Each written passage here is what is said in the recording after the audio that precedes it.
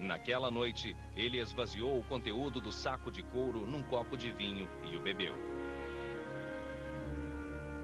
Mas o veneno não o matou. Ele sobreviveu para presenciar a perda de todas as suas conquistas.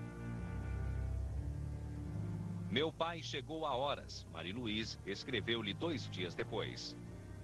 Ele me proibiu de ir até você e de vê-lo. Estou tão triste que não sei o que dizer. Eu o beijo e o amo de todo o meu coração.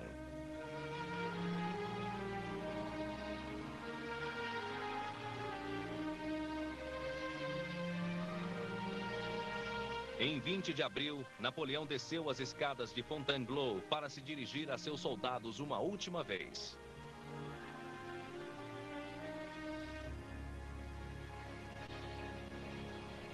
Adeus, meus filhos. Estou de partida. Não lamentem meu destino. Gostaria de abraçar cada um de vocês contra o peito. Deixem-me, ao menos, abraçar sua bandeira. Então ele pegou a bandeira do regimento e a levou aos lábios. Que esse beijo, disse ele, ressoe no coração de todos os meus soldados. Mais uma vez, adeus. Que este último beijo permaneça no coração de todos vocês.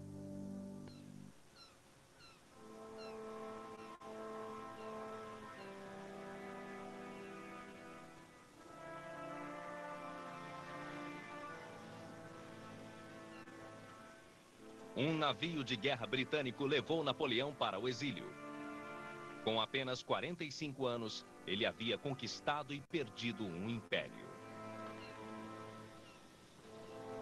Ao atravessar o Mediterrâneo, ele avistou a Córcega, uma amarga lembrança de o quanto ele subira e de como fora grande sua queda.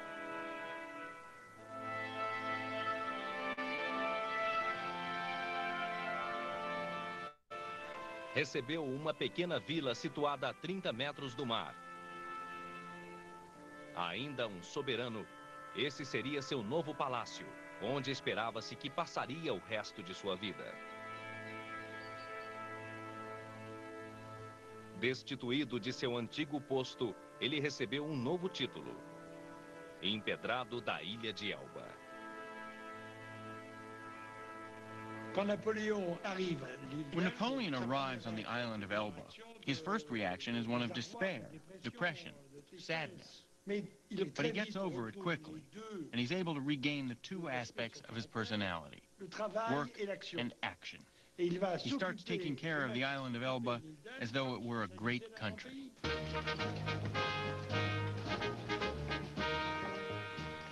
Ele criou uma corte em miniatura, com um grande marechal, ministros do tesouro e da guerra e até mesmo uma bandeira que ele mesmo concebeu. Plantou oliveiras e amoreiras. Pavimentou as ruas, organizou uma coleta regular de lixo e ordenou aos seus súditos, os 13.000 camponeses da ilha, que não dormissem em mais de 5 numa cama. He still had a lot of genius and ability left in him. But it must have been boredom personified.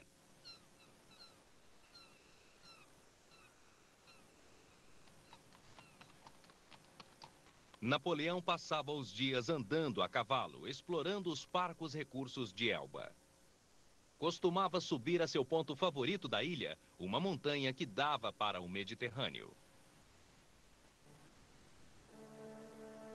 Lá, ele passava horas contemplando a Córcega. Suas ligações com o passado haviam sido rompidas. Quando soube que Joséphine havia morrido em Malmaison, não saiu do quarto durante 2 dias.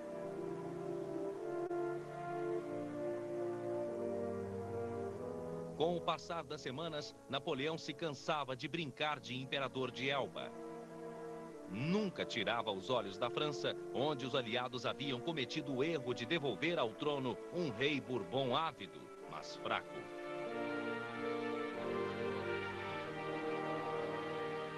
O rei Luís XVIII não tinha nem o charme nem o carisma de Napoleão. A França agora tinha uma monarquia constitucional, mas com os monarquistas ameaçando abolir as conquistas da Revolução e com a economia afundando, o rei logo se tornou impopular. The Bourbons basically blow it. If the Bourbons had performed more effectively and shrewdly, I think Napoleon would have stayed on Elba.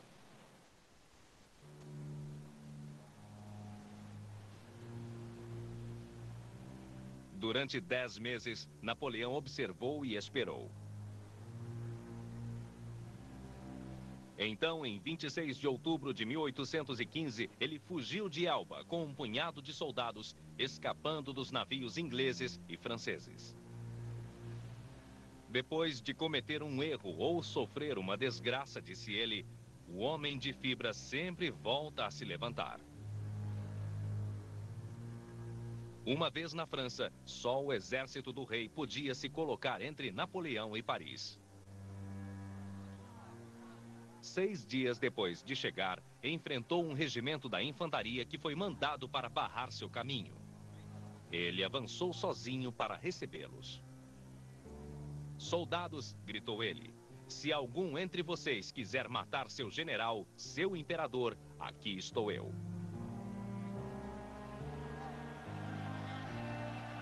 De repente, os soldados começaram a saudá-lo com entusiasmo.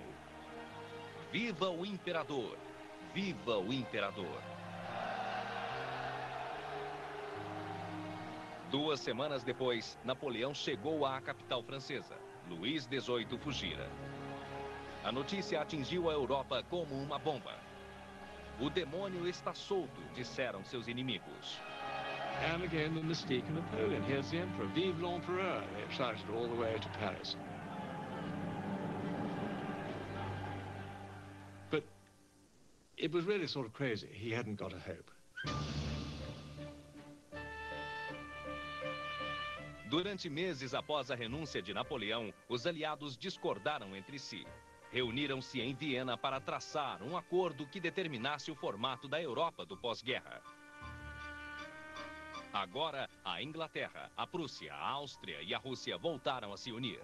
Declararam Napoleão um fora da lei, um inimigo e um perturbador da paz no mundo, e prepararam seus exércitos para a guerra. Il avait toute l'Europe contre lui. All of Europe was against him. There wasn't a chance of France beating this coalition arrayed against it. Dressé contre elle. No final de maio, os ingleses e os prussianos enviaram 2 exércitos para a Bélgica. A Áustria e a Rússia também estavam a caminho. A única esperança de Napoleão era fazer uma última e desesperada aposta. Planejou abrir caminho entre os ingleses e os prussianos e derrotá-los antes que os austríacos e os russos chegassem. Napoleão reuniu um exército e marchou para Waterloo.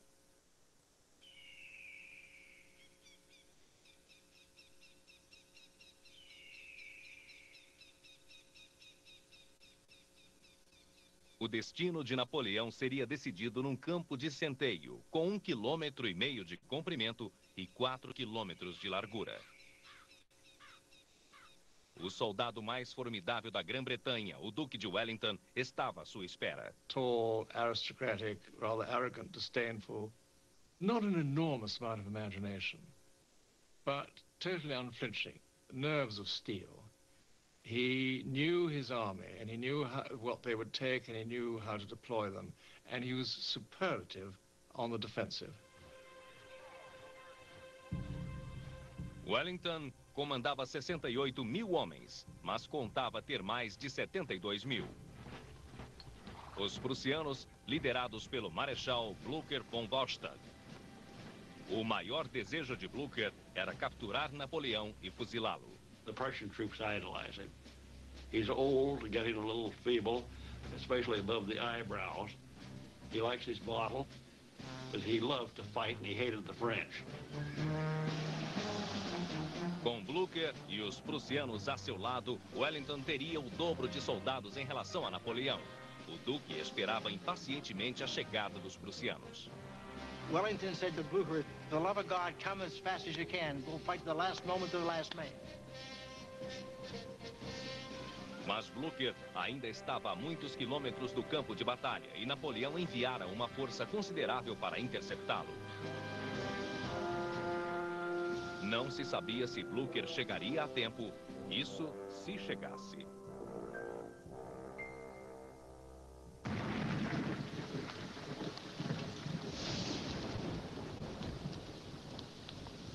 Na noite anterior à batalha, os soldados dos dois lados dormiram como puderam debaixo de uma tempestade. Na manhã seguinte, 18 de junho, um domingo, acordaram encharcados e o campo onde eles lutariam estava lamacento e cheio de poças. Quando o sol se ergueu no céu, os duques e seus soldados se prepararam. Mas Waterloo permanecia em silêncio. Quase 5 horas haviam se passado desde a aurora, mas Napoleão não dava ordem para atacar. Ele disse que estava esperando que o chão secasse para que pudesse manobrar seus canhões. Certainly the ground was so drenched that he wasn't able to move his artillery. But this kind of thing never stopped him before. He attacked when he decided to attack. He lost the certainty that he still had his guiding star. Senti que a fortuna me abandonava, disse Napoleão. Não tinha mais a sensação de que venceria com certeza. Finalmente, às 11h30, a artilharia de Napoleão abriu fogo. Seu plano de batalha era simples. Os homens de Wellington ocupavam as casas rústicas que cercavam uma montanha no centro, assim como o topo desta. Para derrotá-los, Napoleão não fez manobras elaboradas. Arriscou tudo num ataque frontal compacto. He meant to attack Wellington first, and the quicker the better. He thought Wellington would run for his ships. Then he would turn around and blast Blücher. Pouco depois do meio-dia, Napoleão ordenou uma barreira de seu canhão mais potente. 74 armas atirando bolas de canhão continuamente no centro do campo de Wellington. Mas Wellington ordenou que seus soldados se protegessem atrás do cume da montanha em que estavam além do alcance dos canhões franceses. Napoleon's motto is never attack a man in a prepared position. But here he has no choice. He's got to get Wellington out. Os soldados de Napoleão atacaram. Os ingleses contra-atacaram, empurrando os franceses para trás. The English were in a good position on the ridge, and in spite of that, Napoleon launched a frontal assault. This was perhaps not suicide, but it led to the loss of a lot of soldiers. You have the impression that he is issuing orders hoping for a miracle. He was living in a dream. Enquanto sua infantaria se reagrupava, Napoleão recebeu más notícias. Tropas avançadas do exército prussiano começavam a alcançar o campo de batalha. Napoleão precisava romper o cerco de Wellington imediatamente. A cavalaria francesa atacou sob as ordens do marechal Michel Ney. Este era chamado de o mais bravo entre os bravos. Convencido de que as fileiras britânicas se enfraqueciam, ele avançou com sua cavalaria.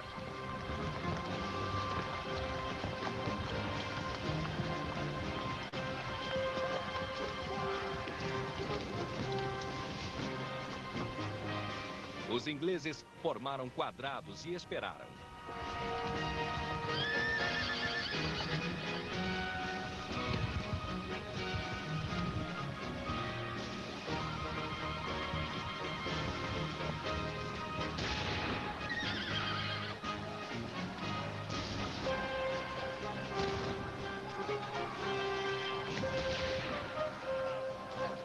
Com paixão imprudente, Ney liderava um ataque após o outro.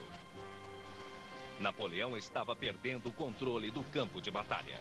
They were just mowing them down.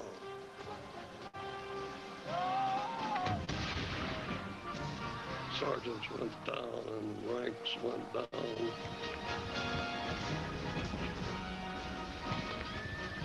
Ney really thought if he could charge just one more time, he would break through. Just one more time will do it, you know, and they followed him. They nearly broke through the British squares. Very, very close indeed. But Ney charged without the infantry behind him. It was like a tank attack unsupported by infantry. A cavalaria francesa fora destruída, mas o centro inglês parecia a ponto de desmoronar.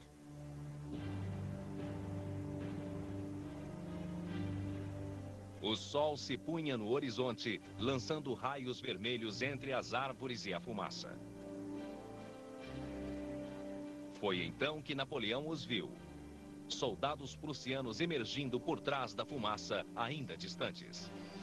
One of Napoleon's aides notices that the hills to the right seemed to have gone dark, and that the dark was the black uniformed Prussians. He sees dust over here on his right flank, and he knows the Prussians are coming. Now, what he can do is he can disengage. He can pull back. Or he can gamble and try and defeat the British before the Prussians arrive. He decides, I can beat them. Ele chamou a Guarda Imperial, seus soldados mais temidos.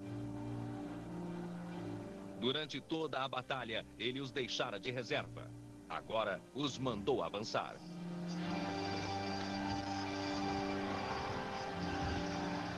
The dreaded guard. Very fierce in the body, but never retreated. And this was sort of the last chance.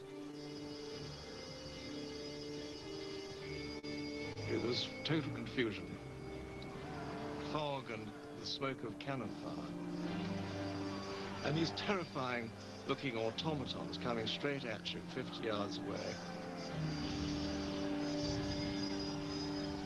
Estavam a apenas 40 passos de distância quando o Duque deu ordem para atirar.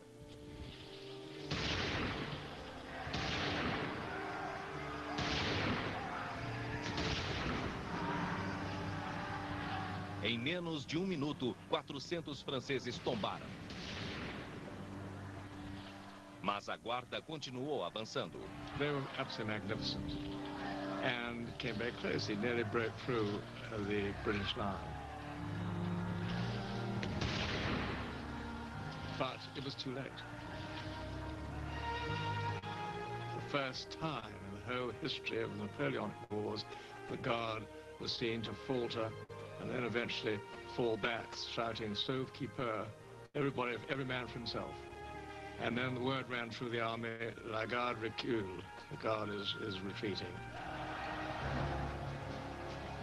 Wellington fechou seu telescópio, tirou o chapéu e acenou com ele. Não comemorem ainda, rapazes, disse ele. Avante até conquistar a vitória. Quando a guarda recuou, o pânico se espalhou pelas fileiras do exército de Napoleão. E depois, o desastre se abateu sobre eles. Os prussianos entraram no campo. The Prussians really was the last drop of water that tipped the bucket over. Napoleon had to draw forces from his center to deal with Blucher. Blucher won the battle. If Blucher hadn't been there, I don't think Wellington would have made it. Foi uma coisa fantástica, disse Wellington depois. O combate mais por um triz que já se viu na vida.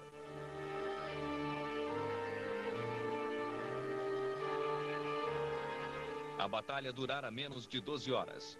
Uma única tarde de domingo.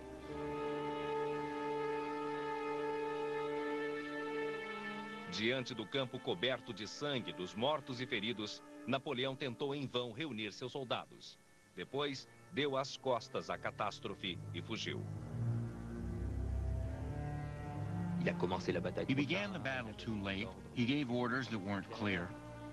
But in reality, he lost the Battle of Waterloo because he didn't believe he could win it. Because he didn't believe he could win the campaign. Waterloo could have been won, but the war would have been lost anyway. Com toda a Europa contra ele, Napoleão entendeu que era fútil prosseguir. Os exércitos aliados o cercavam cada vez mais de perto e ele deixou que o inevitável acontecesse. Em 22 de junho de 1815, 4 dias depois da Batalha de Waterloo, ele abdicou do trono pela segunda vez. Sem esperança de escapar, ele se colocou à mercê dos ingleses. Disse que desejava residir numa casa de campo perto de Londres. Os ingleses recusaram.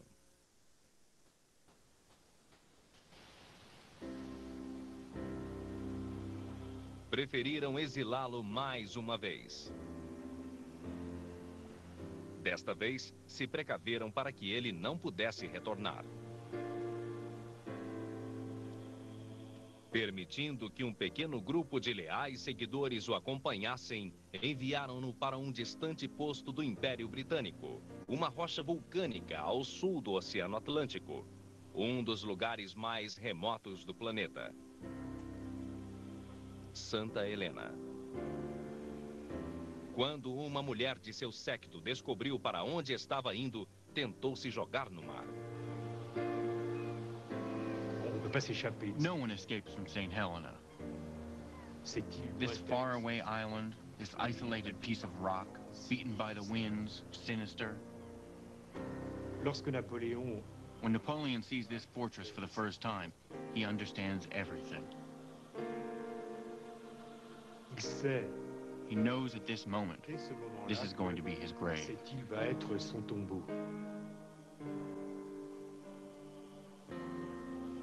O antigo imperador de quase toda a Europa viu-se confinado a uma ilha com 15 quilômetros de comprimento e 9 quilômetros de largura. Gostaria de adormecer, disse ele a um assistente, e só despertar daqui a 1 ou 2 anos. Em Elba, ele fora ao menos um imperador. Em Santa Helena, era um prisioneiro guardado por 2.000 soldados e 2 navios, que circundavam a ilha 24 horas por dia. Seu último palácio foi um bangalô de madeira que antes fora cocheiras de gado.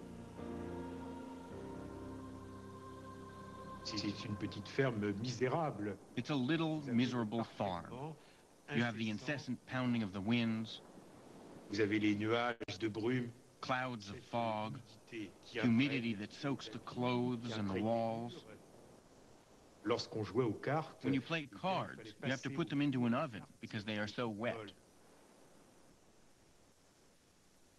Aos 46 anos, com nada para fazer até o fim da vida, além de comer, dormir e tentar ocupar a mente, ele disse: morrer não é nada, mas viver derrotado e sem glória é morrer diariamente.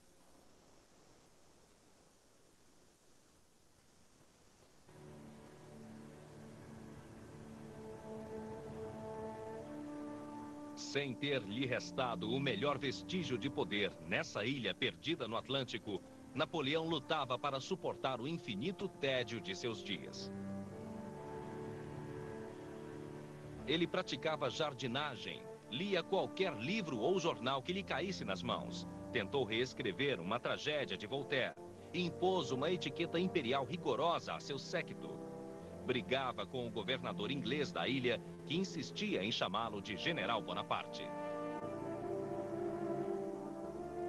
Quando não conseguia dormir, chamava um de seus acompanhantes no meio da noite e dissertava sobre o mundo, ou explicava por que perdera a Batalha de Waterloo. Só uma arma havia lhe restado: a linguagem. Com as palavras, ele fez sua última campanha. Dia após dia, ele ditava suas memórias, transformando a história de sua vida em lenda. Sobreviverei, disse ele, e sempre que quiserem assumir uma postura altiva, estarão me louvando. Il avait, pendant ces jours-là, décidé que sa vie... He had decided during this time that his real life had ended, but that now his legendary life would begin, and that he had to take care of it. Ele reviveu suas decisões e batalhas, recordando seus maiores triunfos, para que o mundo os admirasse. Rivoli, as pirâmides, Marengo, Austerlitz, tudo isso é granito, disse ele, inatingíveis pelos dentes da inveja. O Código Civil, o Banco da França, as pontes sobre o Sena, as escolas, estradas, canais, bibliotecas, tornou-os todos símbolos de seu eterno legado. Il reconstruit son action He reconstructs his actions to justify his choices, pour dire qu'il a été le to sauveur say de la that he was the révolution, savior of the revolution, pour dire qu'il a voulu la paix, to say that he wanted pour dire peace, qu'il a voulu to say that he wanted a new world, les forces des royautés d'Europe, and that the kings of Europe were opposed to a modern man, a man of action who was working for the good of the people. un homme d'action et un homme qui travaillait pour le bien des peuples. He had little else to do but fight the battle of his image, of his reputation. And it was an extremely successful campaign. What is conveyed in this is an individual who can accomplish so much, so very much, through determination and energy and intelligence. This is his sense of himself.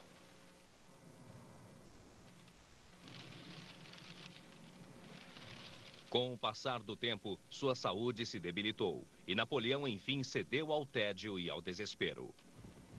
Il a perdu l'espoir. He lost hope. Il était tout seul, là, dans sa petite chambre. He was all alone in his little room, Songeur, dreaming, méditant, meditating, regardant la staring at the rain. Il mangeait dans sa He ate in baignoire, his bathtub. lisait dans sa He read in his bathtub. Il a ressenti véritablement cette tristesse. He really qui felt tombe this sadness falling little by little, like a drop of acid which finally corrodes your soul. par corroder votre être profond. Et je crois que je I pense believe que it c'est was ça this qui a tué. that killed Napoleon.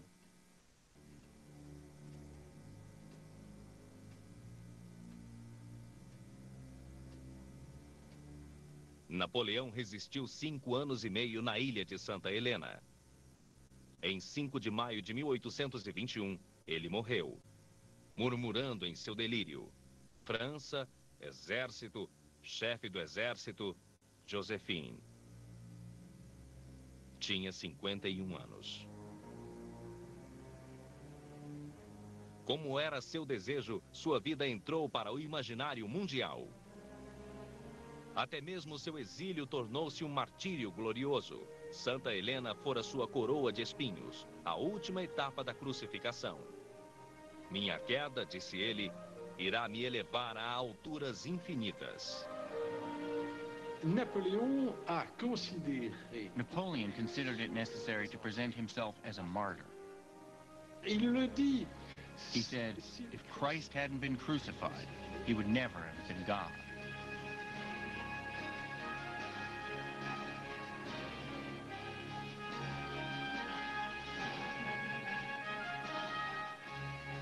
Com o passar dos anos, sua história foi contada e recontada. Mas sua paixão pelo poder, seu governo de caráter tirânico e os 3 milhões de soldados que morreram em guerras que serviram para lhe dar glória, em nada diminuíram o brilho da lenda que ele criara.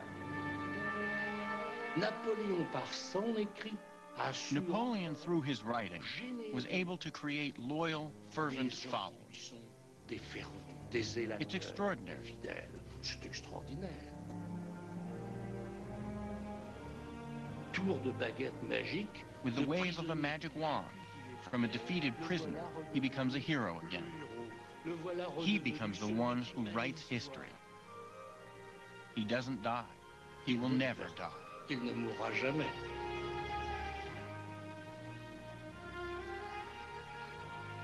Tudo sobre a Terra é logo esquecido, disse Napoleão, a não ser a opinião que deixamos gravada na história.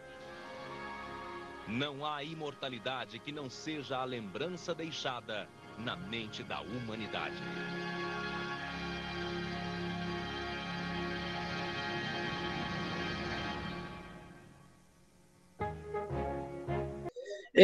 Nós vimos, só relembrando vocês, tá? Nós observamos já a Era Napoleônica, estudamos a sua primeira fase, que foi a fase denominada consulado. Espero que vocês lembrem, tá? E essa primeira fase, denominada consulado, nós vimos fatos importantíssimos referente a elas, e um desses fatos importantíssimos é o fato de ter criado, nesse período, o Código Napoleônico. Espero que vocês lembrem ainda. Outro elemento muito importante dessa fase, e a principal característica dela, foi que todo o consulado ele foi criado principalmente para satisfazer as necessidades da burguesia. Então, o governo napoleônico, no período denominado consulado, ele só existia para satisfazer as necessidades do período chamado da classe burguesa mais alta, que era conhecido como girondinos. Então, nós vimos que a principal realização na primeira fase da era napoleônica, chamada consulado, foi a criação do Código Napoleônico, e a principal característica dessa fase foi que era um governo voltado aos interesses da classe burguesa. Aí nós estudamos a segunda fase da era napoleônica, que é o Império. A principal característica dessa fase, denominada Império, é que ela foi uma fase totalmente voltada aos desejos expansionistas do nosso amigo Napoleão. O expansionismo militar, ele recriou o antigo Império Francês. Mas nós temos que ver também, isso eu peço que vocês não esqueçam, que Napoleão, na maior parte das vezes, ele não atacou, ele foi atacado. Por quê? Porque as nações que tinham o sistema do velho regime, o que é o velho regime? O sistema feudal, essas nações, elas temiam o governo napoleônico, porque ele era uma mistura de império, preste bem atenção nisso, ele era uma mistura de império com governo, aliás, com economia e sociedade burguesa. Então, observa como isso era perigoso para o velho regime. O velho regime acreditava na imobilidade social, ou seja, só poderia ser rei quem fosse nobre. Os franceses colocam lá no período do Império, como imperador, uma pessoa que não era nobre. Isso já acaba com o princípio da imobilidade social. Isso, por eles, foi considerado um pecado. Por eles, quem? Pelos reis absolutistas. E, para culminar ainda, para ficar pior, o Napoleão não era nobre, se transformou em imperador, e ele instala na França uma economia e um governo burguês. Isso assustou demais os nossos amigos reis absolutistas, e esses começaram a atacar Napoleão. Napoleão revidou e conquistou a maior parte dos seus oponentes de batalha. E, finalmente, chegamos no tema da nossa aula de hoje, o governo de 100 dias. Como o próprio nome já diz, ele se caracteriza principalmente pela última fase em que Napoleão governou a França, que foram exatamente 100 dias. Tá certo? Nós sabemos que Napoleão vai, no período do Império, depois da sua derrota acachapante, vamos dizer assim, para a Rússia, o exército napoleônico fica por demais debilitado, os seus generais perdem a confiança nele, e no Tratado de Fontainebleau, esses generais, eles mesmos fazem um acordo com as forças de coalizão que ameaçam invadir a França. Que forças são essas? Prússia, Áustria, Rússia e Inglaterra. E o Tratado de Fontainebleau é bem claro. Os nossos amigos generais franceses entregam Napoleão para a coalizão, para esses países, nações que se uniram para invadir a França, em troca da promessa que não haverá a invasão da França. Então, entregamos Napoleão numa bandeja para vocês, em troca da promessa que não haverá a invasão da França. E é exatamente o que acontece. Napoleão é entregue numa bandeja aos seus inimigos, né? E, depois disso, ele é isolado, é extraditado para a ilha de Elba. Tá? Napoleão vai ficar na ilha de Elba com uma guarnição de soldados que devem impedir que ele fuja de lá, soldados franceses, e também em torno da ilha vai haver um revezamento de navios para impedir que, de alguma forma, ele, burlando os seus carcereiros, os soldados, ele consiga fugir por mar. Tá? Bom, gente, nós vamos ver, então, que Napoleão, nessa ilha de Elba, como vocês viram aí no nos nossos slides, nós vamos ver que Napoleão, ele, a princípio, ele tenta ser quase um administrador da ilha, um pequeno imperador de uma ilha. Só que, na realidade, o que Napoleão faz, e vocês viram isso também na apresentação, eu espero, ele observa constantemente a costa da Córcega, pensando numa maneira de fugir daquela ilha. Então, observa, Napoleão estava exilado em Elba, já vimos, como ele acabou lá, perdeu a guerra para a Rússia, o exército francês enfraquecido se tornou presa fácil para os seus inimigos, países como Áustria, Prússia, Rússia e Inglaterra se unem para a invasão da França, para que não ocorra a invasão da França, generais, através do acordo de Fontainebleau, entregam Napoleão aos seus inimigos. Napoleão é uma figura histórica, ele não vai ser simplesmente executado, ele vai ser mandado para a ilha de Elba, guarnecido por soldados franceses, e em torno da ilha sempre navios passando, navios militares passando, para impedir que ele fuja por vias marítimas. Tá certo? Então, observa tudo isso. Napoleão, a princípio, para enganar os seus carcereiros, porque Napoleão é estrategista, em momento nenhum, eu creio, que ele pensou em permanecer na ilha de Elba, ele era bolando um jeito de sair de lá, ele começa a encenar que ele agora quer ser um administrador daquela pequena ilha e tenta fazer benfeitorias, interferir em alguns problemas. Só que nós vamos observar o seguinte, ele mantém a observação da linha marítima que dá para a Córcega e pensa constantemente em voltar para a França. Vocês viram que os aliados, ou coalizão, como vocês queiram chamar, os países que se juntaram para depor Napoleão e que o mandaram para a ilha de Elba, esses países, vamos dizer assim, eles não estão muito preocupados com Napoleão, eles acham que ele vai ficar aí na ilha, está até querendo ser um administrador da ilha, sossegou.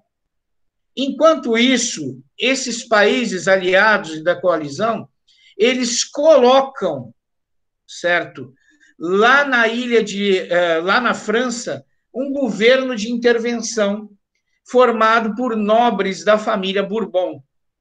Então, o rei Bourbon assume a França, e quando esse rei Bourbon assume a França, o grande objetivo dele é desfazer tudo, exatamente tudo, que Napoleão fez e que a Revolução Francesa fez.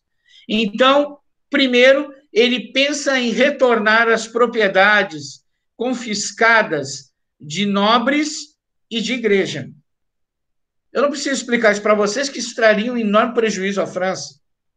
Segundo, ele tenta fazer a economia burguesa retroceder aos moldes de uma economia feudal. Olha que coisa.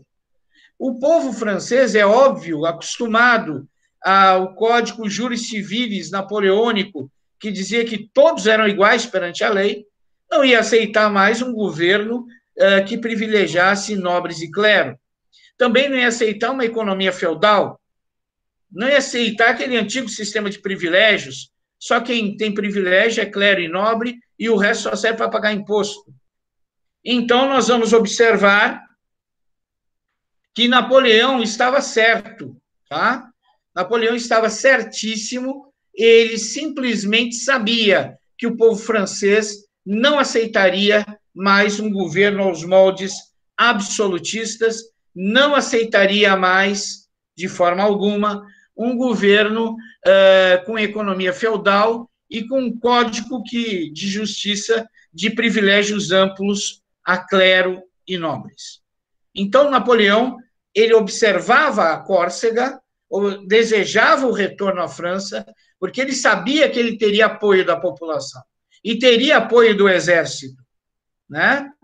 Então, Napoleão, durante o período que permanece na Ilha de Elba, convence os seus carcereiros, vamos dizer assim, os militares franceses que o prendiam, certo? E esses passam para o seu lado.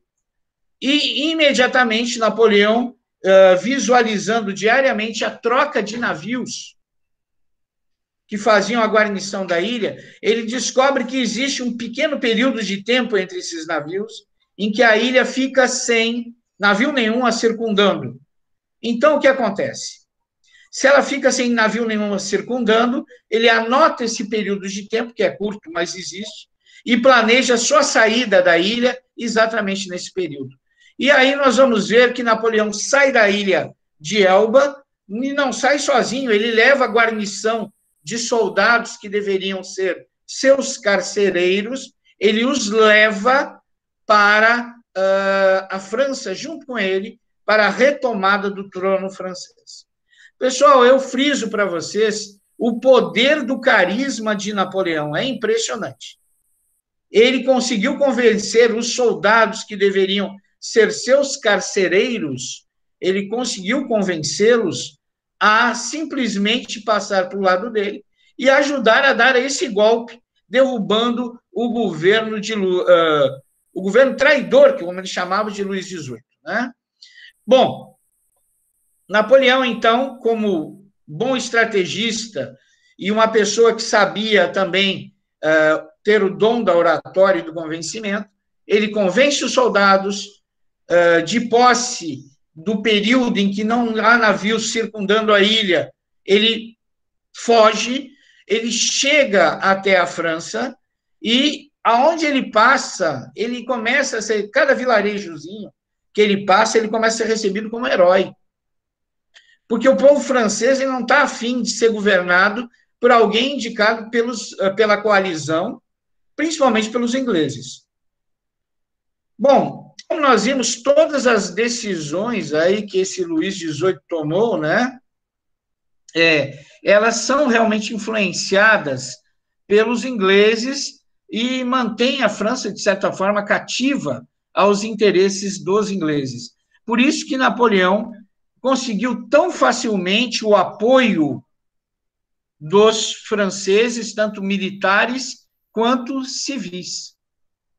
E Napoleão, então, continua seu caminho em direção a Paris para retomar o seu trono. Olha que interessante. O nosso amigo Luís XVIII, o rei que está ocupando o trono, ele se adianta e tenta deter o avanço de Napoleão, enviando 2.500 homens de infantaria para tentar deter Napoleão. Então, imaginem Napoleão, seu pequeno grupo vindo, e em determinada parte do caminho, como vocês viram aí no documentário, na apresentação filmada, ele dá de cara com 2.500 soldados franceses enviados. 2.500 soldados franceses enviados para detê-lo, para matá-lo, na realidade. Napoleão, então, quando vê a situação, 2.500 opositores do lado, ele e um pequeno grupo de soldados do outro lado, os 2.500 com infantaria, cavalaria, canhões, ele com um armamento leve e seu pequeno grupo de soldados, o seu pequeno grupo de soldados desembainha espadas e armas, entra em posição de ataque, o outro lado, os 2.500 também, só que Napoleão sabe que isso vai ser um massacre. Né?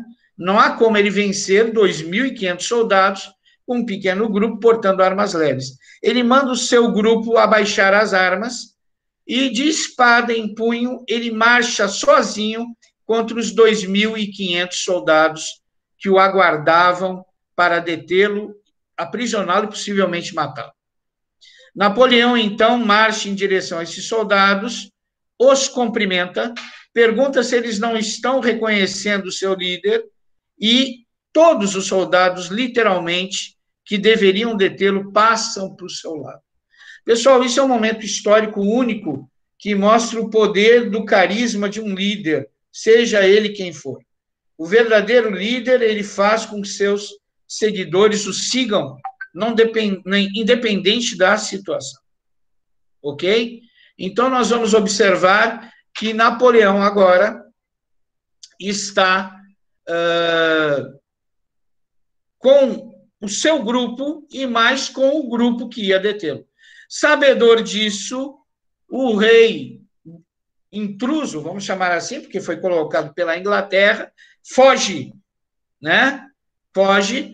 Napoleão, então, vai chegar até Paris e vai assumir o trono francês. Observa que Napoleão está novamente como imperador da França. Imediatamente, Napoleão dá a conhecer ao pessoal da coalizão, ao pessoal que o aprisionou, que ele não deseja mais guerras nem conquistas militares. A única coisa que ele deseja é governar o povo francês que ele tanto ama e a França que ele tanto quer ver prosperar. Tá certo? Bom, gente, é claro que ninguém acreditou nisso. Tu não pode pensar que uma pessoa com os instintos de Napoleão se contentaria em ser imperador só da França e não tomaria futuramente a decisão de voltar ao seu processo expansionista militar. Então, o pessoal da coalizão, esses países que estavam reunidos lá no Congresso de Viena, decidindo o que eles iam fazer com o Império Napoleônico, eles abandonam o Congresso de Viena quando são informados que Napoleão está de volta ao trono francês e imediatamente preparam o plano de invasão da França e da destruição das ambições de Napoleão manter o poder, se manter no trono da França. O resto nós vimos aí perfeitamente. Napoleão não possuía condições que eu digo homens e armas, para enfrentar as forças da coalizão, afinal eram vários países bem armados, vários exércitos, né? Muitos deles com tropas a pouca distância da França, então com mobilidade fácil para ataque. Nós vamos ver que Napoleão não vai conseguir sobrepujar esses exércitos. Ele, como bom estrategista que era, sabia perfeitamente que não conseguiria, né? Ele não ia conseguir. Então, é como se ele soubesse que a batalha estava perdida. Ele não conseguiu tirar da cartola dessa vez nenhuma estratégia mirabolante para derrotar os seus opositores. Eu lembro vocês, espero que vocês lembrem, que no período do Império, Napoleão várias vezes enfrentou inimigos em ordem superior de homens e armas. Mas ele enfrentou esses inimigos usando estratégias inovadoras e Napoleão tinha a grande capacidade de levar os seus inimigos para onde ele queria combatê-los. Então, ele sempre arrastava os inimigos para um lugar onde era mais propício ele vencê-los, mesmo em menor quantidade de homens e armas. Agora não. Agora Napoleão está tentando enfrentar esses inimigos que são em ordem superior de homens e armas e ainda deve impedir a invasão da França. Ele não tem como escolher o campo de batalha. E ele está com um exército inferior em homens e armas, e ele ainda tem que dar a cobertura e a proteção para a França. Então, não há como escolher o campo de batalha, não há como tecer uma estratégia genial, como ele fazia em tempos de outrora. Tá ok? Bom, gente, a Batalha de Waterloo, vocês viram, foi um desastre total para Napoleão. Ele não conseguiu nem romper a frente inglesa, quanto mais romper essa frente e ter condições de atacar os outros países que já vinham combatê-lo, como Prússia, Áustria e Rússia, certo? Então, Napoleão, para impedir de novo a destruição da França, ele vai abdicar do trono em 15 de julho de 1815, só que dessa vez os ingleses serão mais cuidadosos. Eles não vão enviar ele para uma ilha próxima da França. Não vão. Muito menos vão deixar soldados franceses como seus carcereiros. Eles vão enviá-lo para uma ilha que, na realidade, é uma pedra no meio do oceano, que é a ilha de Santa Helena, que tem um clima horrível, e lá Napoleão vai encontrar o seu fim, lá ele vai falecer. Ocupará os seus últimos dias escrevendo, vamos dizer assim, a sua história, escrevendo suas conquistas, suas realizações. Tá certo? E assim, com a morte de Napoleão, encerramos o período da Era Napoleônica, o terceiro, conhecido como Governo dos 100 Dias.